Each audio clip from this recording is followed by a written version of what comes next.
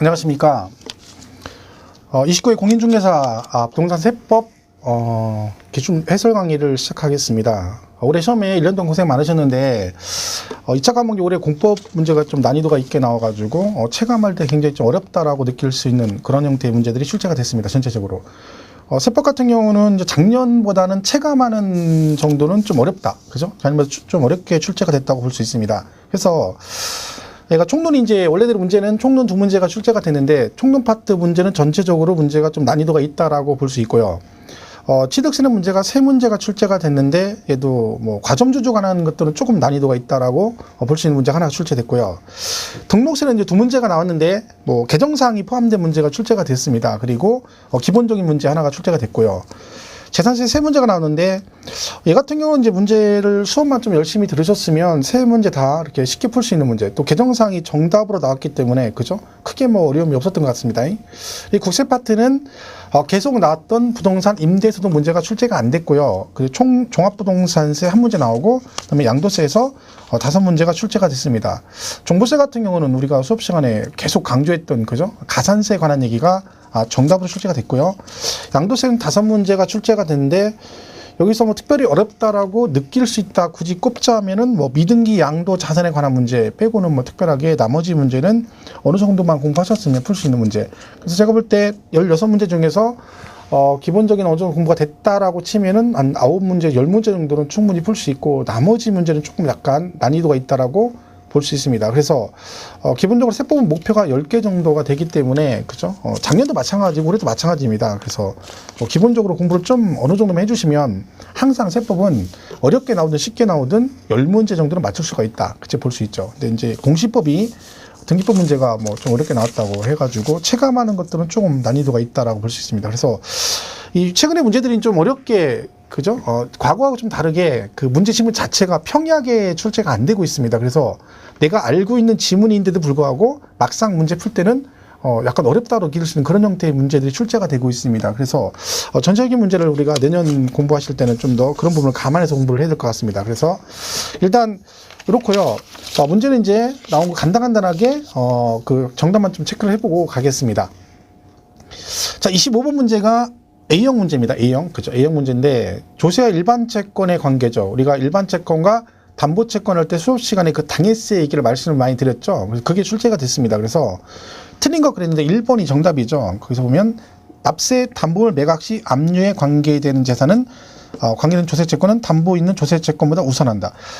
먼저 얘네보다 먼저 설정이 돼 있으면 그 설정된 조세가 우선이죠. 근데 얘는 지금 담보 채권이 먼저 돼 있는데 그 압류 관계된 재산이 먼저 우선은 아니죠. 근데 얘는 우선한다 그러니까 틀린 거죠. 그러니까 보통 우리가 문제 풀 때는 당해세 해가지고 뭐 재산세, 종부세, 상속세, 증여세가 당해세에 해당된다. 그래서 과거의 문제 얘가 19회 때하고 22회 때 출제가 됐었거든요. 근데 그때 문제는 단순하게 그냥 뭐 우선은 당해세가 인 것 아닌 것 이렇게 고르는 문제가 나왔는데 이번 문제는 같은 내용인데 단답형이 아니라 지문으로 이제 길게 열거다 보니까 여러분이 푸실 때는 좀 난이도가 있다라고 느낄 수 있는 형태의 문제였습니다. 근데 정답은 1번이 되겠고요.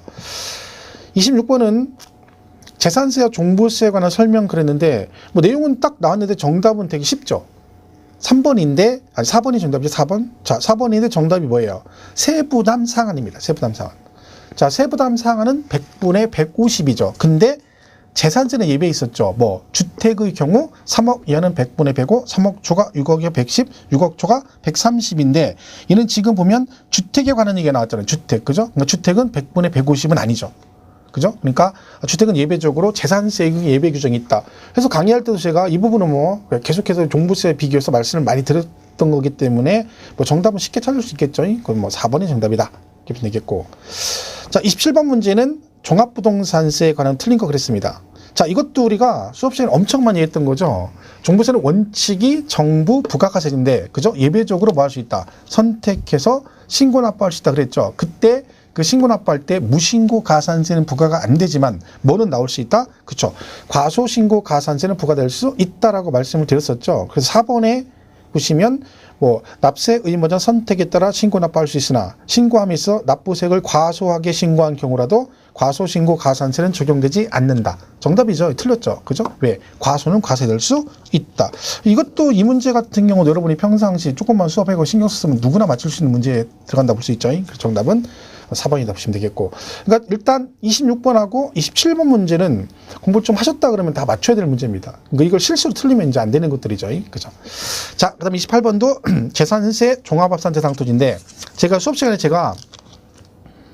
이거는 뭐 다 못 외우니까 기본적으로 몇 가지만 기억하라고 계속 강조했던 거 있죠. 그 안에 문제가 나왔습니다. 특히나 제가 강의할 때 나는 잡초다. 그래서 남들보다 2% 부족해 저 푸른 초원에 그림 같은 집을 지었는데 무허가 걔는 뭐다? 종합이다. 그거 기억했으면 이 문제를 맞출 수 있죠. 그죠? 그러니까 종합합산세 정답이 3번이죠. 왜? 무허가. 허가 안 받으면 무조건 뭐라겠어요? 무허가는 종합이라 했잖아요. 그죠? 그렇게 했으면 이 문제 충분히 맞출 수 있는 문제죠. 그러니까 우리가 토지 분리별도 종합 구분하는 문제가 나오면 난이도가 좀 높은 편인데, 그죠? 근데 강조했던 부분들만 좀 정리를 해서 기억을 하셨으면 또 얘도 의외로 쉽게 풀 수 있는 문제 중에 하나였습니다. 물론 기본적인 상 공부 안 되신 분들은 어차피 문제는 어려운 거니까, 그죠? 28번도 그렇게 난이도가 있다고 볼 수는 없는 문제죠. 재산세 일반적으로 좀 평이하게 나왔습니다. 이번 문제는, 그죠? 29번은 재산세 부가징수. 자, 이거는 틀리면 안 되는 거죠. 그죠? 이 개정사항이고. 개정사항은 무조건 이유 불문하고 맞춰야 된다 말씀드렸죠. 제가 따로 자료도 올려드렸었고, 그죠? 이 문제는 무조건 맞춰야 되는 문제죠. 4번이죠. 20만 원이면 한꺼번에 부가징수 할 수 있다. 세금은 항상 뭐라 했어요? 올림픽 중에 더 빨리, 더 많이. 빨리빨리니까 7월, 9월 중에 매달 달? 7월 달 그랬죠? 근데 9월 30일? 그러니까 틀린 거죠. 정답 4번이죠. 그죠? 재산세 문제 전체적으로 어렵지 않다라고 볼 수 있고요. 자, 30번은 이제 과편대 올해 계산 문제가 이거 계산 문제를 할 수도 없지만 과거에 계속해서 양도세가 나왔는데 올해는 취득세부터 해서 계산 문제가 출제가 됐습니다. 사실 이 30번 문제가 14회 때 기출문제에 이 비슷한 문제가 출제가 된 적이 있습니다. 그래서 일단 검증이 이루어진 경우니까 사실상 취득가액이죠. 그러면 총 매매 대금이 5억이니까 거기다가 밑에 있는 그죠? 지출 비용도 포함이 되는데 거기 보시면 총 매매 대금의 당사자 약정에 의해서 은행 채무를 갑이 대신 변제했대. 그 대신 변제했다 그러면 그 변제한 금액도 뭐에 들어가요? 취득가액이 포함이 되죠. 우리 문제 풀 때 왜 경락가액이 되는데 거기에 채무부담은 있으면 걔도 포함이 된다. 그런 거 우리 배웠었죠. 비슷한 개념이죠. 채무를 변제했으니까 걔도 그것도 취득가액이 포함이 되고 그리고 이거는 매각차손 많이 나왔던 거죠. 그 채권을 팔아가지고 차손 나면 그것도 경비에 포함을 시켜준다 해서 이런 말 다 더하는 거죠. 5억에다가 1,000만 원, 100만 원 다 더해서 정답이 5번이 되겠습니다. 그래서 이런 형태 문제는 좀 체감할 땐 좀 어렵다 느낄 수 있습니다. 왜냐면 지금 우리가 보통 그동안에 풀었던 문제 형태가 좀 다르죠. 우리가 풀 때는 그냥 국소 공판장 검증은 사실상 취득가액, 그리고 취득가액 포함되는 거 안 되는 거 이런 것만 했었는데 여기 이제 이렇게 나오다 보니까 문제가 풀 때는 좀 어렵다 느낄 수 있는 문제였습니다. 정답 5번이 되겠습니다. 31번은 납세 의무 성립식인데 얘는 우리가 일반적으로 봤던 형태의 문제가 아닌 게 출제가 됐습니다. 이번에는 의도적으로 문제를 좀 어렵게 2차 과목 어렵게 낸다고 했던 것 같아요. 그러다 보니까 이 문제도 출제가 충분히 될 수 있다고 했는데 강의 시간에 우리가 일반적으로 나왔던 지문이 아닌 것들이 출제가 됐죠. 그래서 이게 좀 풀긴 좀 어려웠을 것 같습니다. 정답이 1번인데 제3부 주민세, 그죠? 주민세는 7월 1일이 납세의무 성립입니다. 과세기준일인데 재산세는 6월 1일인데 주민세는 7월 1일로 갑니다. 제3분 주민세는 7월 1일이 과세기준일입니다. 그래서 이는 정답이 옳은 것은 1번이 되겠습니다. 그죠? 그리고 좀 난이도가 있다라고 볼 수 있습니다. 우리가 일반적으로 나머지 지문도 거의 그죠? 자동차 수혜, 자동차세 이런 것들을 내고 그랬으니까 그죠? 좀 문제가 있죠. 근데 걔네들은 어차피 시험에 정답이 안 되죠. 자동차는 부동산이 아니기 때문에 그죠? 근데 좀 풀기는 좀 어려웠을 것 같아요. 이게 좀 31번 문제는 좀 난이도가 있었던 문제 같습니다. 자, 32번도 취득세 파트에서는 좀 어렵다고 느낄 수가 있어요. 왜냐면 과점주주에서 우리가 많이 강조했었죠. 그죠? 근데 강조할 때 말씀드렸죠. 우리가 설립 당시는 과세하지 않는다. 최초는 전체, 재차는 증가분. 그 정도 했었죠. 그 지금 대상이 아닌 것 골라라 그랬는데 몇 개냐고 또 나왔습니다. 그래서 기억번은 당연히 그죠? 설립 당시 과점주주는 과세하지 않는다. 들어가는 거고. 니은은 뭐예요? 최초 과점주주죠? 얘는 과세하죠. 최초 과점주주. 그죠? 디귿은 이미 과점주주 된 자가 추가로 취득하면 얘도 마찬가지로 과세한다. 그랬었죠?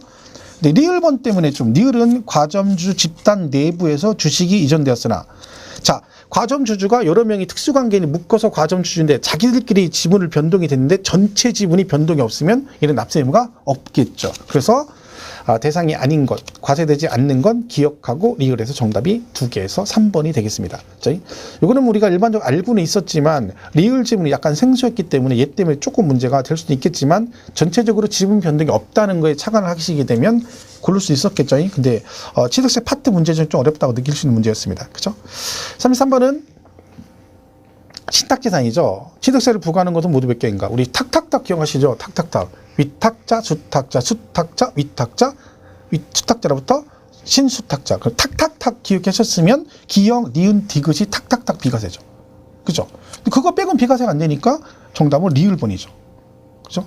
여기서 부과하는 것은 몇 개인가? 하나죠. 리을번 하나만 과세가 되고. 그러니까 탁탁탁 기억했으면 이것도 풀 수 있는 문제죠. 취득세, 비과세, 탁탁탁. 그죠? 다음 34번은 양도세 과표 계산에서 설명에다 옳은 것은, 자, 이거는 굉장히 많이 기본적으로 나오는 거 있죠. 우리 양도세는 소득이 양도소득, 퇴직소득, 종합소득 3개가 있는데 그 중에 종합소득은 합산과세하고 나머지는 합산하지 않고 따로 뭐한다? 분류과세한다 그랬잖아요. 그러니까 3번에 종합소득 및 퇴직소득에 대한 과세 표준과 구분하여 계산한다. 이거는 문제도 굉장히 많이 풀고 기본적으로 알고 있는 문제들이니까 이건 맞춰야 되는 문제 중 하나죠. 이것도. 그 정답은 3번이다. 이렇게 보면 되겠고요. 자, 그 다음에 35번에 가시면 자, 소득세법의 거주자 양도세 신고 및 납부에 관한 설명을 옳은 것 그랬잖아요.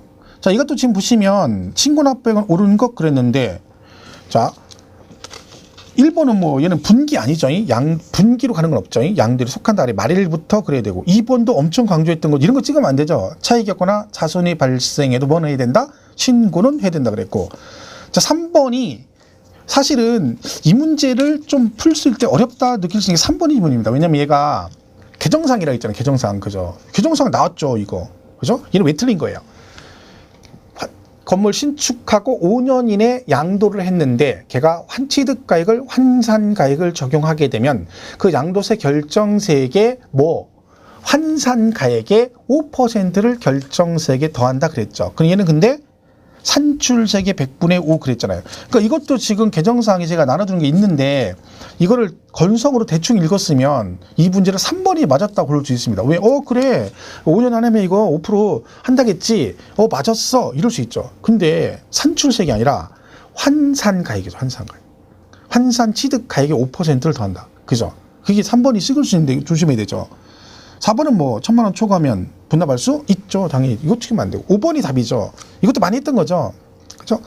당연히 누진세율 적용 대상 자산을 2번 이상 팔게 되면 어떡한다 했어요? 그거를 합산 신고를 해야 됐죠. 합산 신고를 안 했다? 그럼 걔는 뭐다? 확정 신고를 해야 된다. 그죠? 그래서 우리가 누진세율 2번 이상 팔게 되면 그때는 두 번째부터는 합산 신고를 해야 되는데 그걸 안 하신 분은 뭘 해라? 확정 신고를 해야 된다. 이것도 수업 시간에 굉장히 많이 강조했던 거고 많이 풀었던 문제이기 때문에 이것도 특별한 일 없으면, 즉 3번에서 거기서 약간 혼란만 안 왔으면 정답은 충분히 5번으로 고를 수 있는 문제였습니다. 근데 그 3번 지문이 개정사항이다 보니까 강조를 많이 하다 보니까 여러분들이 대충 보고 5% 하니까 맞았어 해가지고 3번 쓰신 분이 의외로 있을 수 있습니다. 그죠? 근데 정답은 5번이죠. 보시면 되고. 자, 36번. 미등기 양도자산이죠. 자, 이건 나온 지 굉장히 오래됐기 때문에, 그죠? 출제될 확률이 이렇게 많지는 않았는데 출제가 됐네요. 그래서 옳은 것은 그랬는데 정답은 2번이죠. 그죠? 미등기 양도자산의 설명으로 옳은 것은 정답이 2번이 되겠습니다. 그래서 거기 채비지를 토지구획 환지 처분 공고 전에 양도한 토지는 미등기 양도자산에 해당하지 않는다. 그죠? 얘가 정답이 되겠습니다. 3번, 4번, 5번 이런 것들은 전부 다 우리가 일반적으로 알고 있는 얘기들이고요. 그죠? 정답은 2번이 되겠습니다. 근데 이 부분은 아무래도 강조를 많이 안 했던 부분들이 하다 보니까 이거는 좀 많이 틀릴 수 있겠습니다. 그래서 양도세 파트가 5문제가 출제가 됐는데 제가 볼 때는 이 36번 문제 하나만 조금 여러분 풀 때 이건 좀 어렵다라고 느낄 수 있는 그런 문제였던 것 같습니다. 나머지는 크게 문제된 게 없어요. 그죠? 정답은 2번이다 보시면 되겠고. 37번은 양도 및 취득 시기에 관한 얘기죠. 자, 이도 쉽게 풀 수 있었겠죠. 우리가 무허가 그럼 뭐라 하겠어요? 허가를 받지 않았기 때문에. 그러니까 우리가 허가를 받았을 때는 뭐 한다 했어요? 사용 승인서 교부일 그런다 했죠. 근데 취득세나 양도세나 허가를 받지 않으면 사용 승인 이런 거 받을 수가 없잖아요. 그러니까 근데 사용을 한다겠죠. 그러니까 언제다?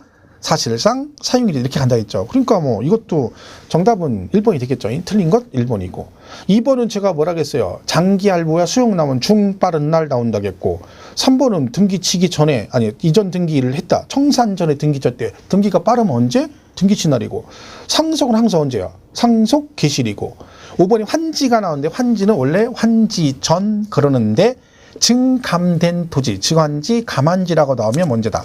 환지처분 공고일의 다음 날이다 이랬죠. 그러니까 37번도 양세법을 조금만 공부를 어느 정도 하셨다 그러면 충분히 맞출 수 있는 문제입니다. 정답은 1번이 되겠죠. 그래서 뭐 읽고 38번은 올해 개정사항이죠. 개정사항 1주택 특례가 제가 개정사항이 있으니까 무조건 얘는 정리하시라고 누누이 강조를 드렸습니다. 그래서 이 문제도 크게 뭐 조금만 신경 쓰면 다 풀 수 있는 문제였는데 가로 안에 들어가는 거죠. 자, 여기 보시면 첫 번째 뭐라고 돼 있어요?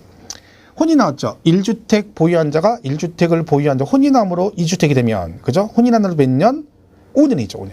동거봉양은 10년이고 혼인은 몇 년? 10년이라 했죠. 5년. 혼인 5년, 동거봉양 10년. 그러면 지금 두 번째 지문이 동거봉양이고 위에 게 혼인이잖아요. 그러면 여러분이 문제 풀 때 일단 첫 번째 5년이 나와야 되죠. 그러면 1번, 2번, 3번은 정답 아니라 했잖아요. 제가 그런 식으로 풀어하겠죠. 적어도 공부하시는 분들이 이걸 모르진 않잖아요. 그죠? 혼인은 몇 년? 5년. 그러면 앞에 5년 나온 게 4번하고 5번밖에 없습니다. 그리고 끝에 10년은 다 똑같죠. 그 중간에 55세냐 60세냐 이건데 제가 말씀드렸죠. 우리가 동거봉양은 노부모 동거봉양이라고 했잖아요. 근데 55세가 아니라 몇 세? 60세. 제가 이거 할 때 말씀드렸죠. 60세면 시골 가면 청년회 당할 나이라고. 근데 이거는 뭘 얘기한다 했어요? 경제적 나이를 얘기한다 했잖아요. 경제적. 보통 만 60세 되시면 퇴직을 하니까 경제적으로 능력이 떨어진다는 얘기죠. 그래서 우리가 몇 살부터 혜택을 주는 거야? 60세. 그죠? 그 얘기죠. 둘 다 60세죠. 그래서 정답이 5번이 되겠습니다.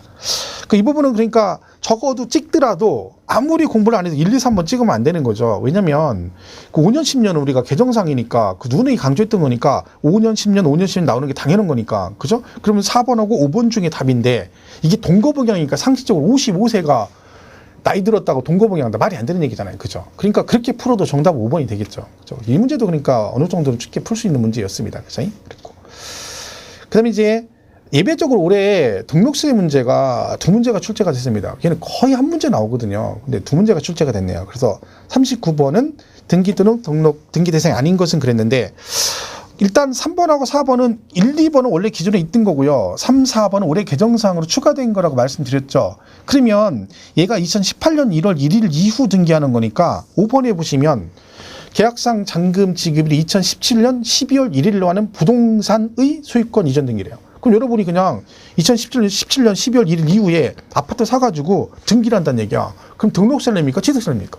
당연히 취득세를 내죠. 왜? 2011년 1월 1일 이후부터 부동산 취득하면 다 뭘로 가? 취득세로 가잖아요. 그거 기억하셨으면 얘도 답이 5번이죠. 어떤 분들은 1, 2번 이거는 기존에 있던 거니까 잘 못 봤던 건데 그렇다 할지라도 정답은 5번을 써야 되는 게 맞는 거죠. 왜요? 2011년 1월 1일 이후부터 부동산 취득은 세금을 뭘 낸다?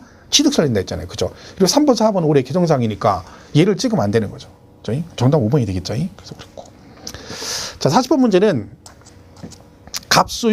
갑이 을소유 부동산에 관해 전세권 설정 등기라는 경우 지방세법상 등록에 대한 등록 면허세에 관한 설명으로 틀린 것은 그랬습니다. 자, 얘가 지금 전세권 설정 등기를 하는 거잖아요. 자, 정답이 2번인데 자, 일단 이건 보세요. 부동산 소재지와 의뢰 주소지가 서로 다른 경우 등록세, 납세지는 의뢰 주소지로 한다. 자, 우리가 문제 할 때 제가 강의할 때 말씀드리는 거 있죠. 지방세는 항상 뭐 중심이다? 물건 중심이다. 그래서 뭐라 그랬어요? 물세라 그러고 국세는 사람 중심이라 인세 그랬잖아요. 그러면 국세는 항상 어디다 내고 국세는 항상 어디다 내요? 그 사람이니까 그 사람의 주소지 관할 세무서가 납세지고 지방세는 뭐 중심이라고 했어요? 물건 중심이라고 했잖아요. 그러면 물건 중심이니까 어떤 애야 돼? 물건의 소재지잖아. 이건 문제도 많이 풀었던 거잖아요. 그러니까 쉽게 말하면 부동산은 뭐 안산에 있는데 물건 주인은 서울 대전에 산다. 그러면 납세지가 어디라고 했어요?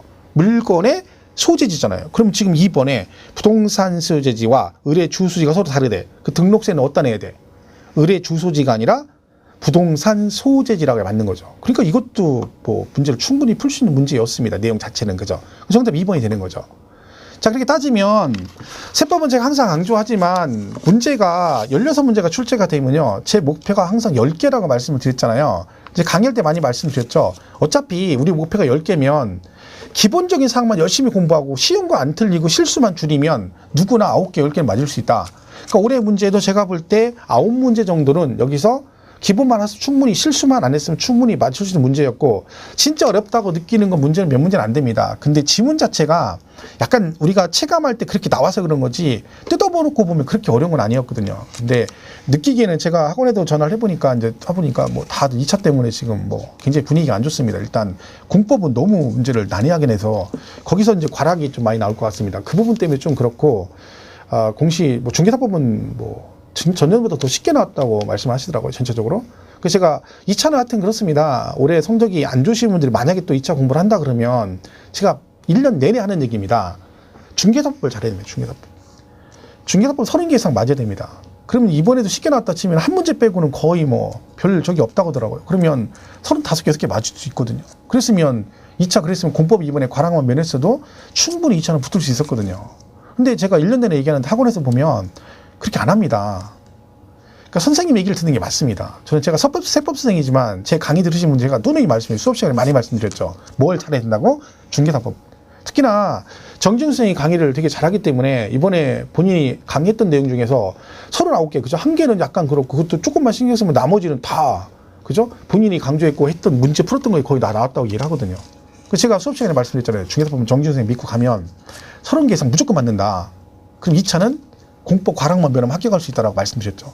그게 따라갔으면 충분히 가능했던 문제들입니다. 그러니까 어느 과목이 다 쉽게는 안 나옵니다. 근데 항상 중개사법 2차는 쉽게 나오기 때문에 혹시나 올해 운이 안 좋아서 2차 실패하신 분들이 많이 다시 도전하시다 치면은 2차 과목은 다시 말씀드리지만 중개사법을 잘하면 됩니다. 거기에 문제를 잘 풀어보시면 35개, 6개도 가능하고 만점도 가능한 과목입니다.